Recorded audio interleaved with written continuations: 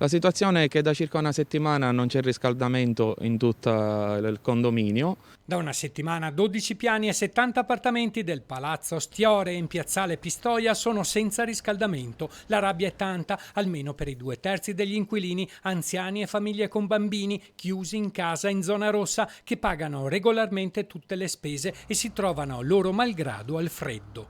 Di notte le temperature in casa sono insopportabili, raggiungono anche i 2 gradi. Ci arrangiamo come possiamo, io ho degli scaldini che scaldo. Senza gas per colpa della morosità fuori controllo, qui in tanti per varie ragioni non pagano i servizi, spese condominiali e riscaldamento centralizzato, ma anche le spese per l'ascensore e di manutenzione del palazzo. L'elenco di debitori è numeroso fra i condomini, chi deve sborsare anche 27.000 euro, chi 21.000 o 16.000, solo per dare un'idea. Morosi che in alcuni casi non pagano da oltre 10 anni, facile capire che con cifre simili il debito negli anni si sia gonfiato oltre i 200.000 euro. Io ho sollecitato anche questo all'amministratore di essere un poco più tutelati dall'ente che fornisce questa fornitura e di trovare degli accordi. Proprio il nuovo amministratore Alessandro Meo, che dal novembre scorso ha preso in mano la situazione, è riuscito a ridurre il debito in pochi mesi a 164.000 euro. Ma non basta, i grandi creditori come l'azienda che fornisce gas e luce, che da sola avanza 40.000 euro, ha deciso di chiudere i rubinetti.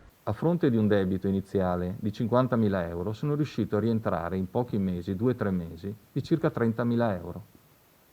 Ultimamente sono arrivate altre fatture per altri 20.000 euro, ma non ritengo che questo possa giustificare il fatto di far rimanere al freddo più di 70 famiglie. L'amministratore chiede quindi una proroga. Non è facile far pagare chi è proprietario di un appartamento magari in protesto, ma Meo è fiducioso e tanti inquilini credono che lui sia l'unico in grado di cambiare la situazione. Io ce l'ho la possibilità di mettere le cose a posto, mi serve solo un po' di tempo, qualche mese.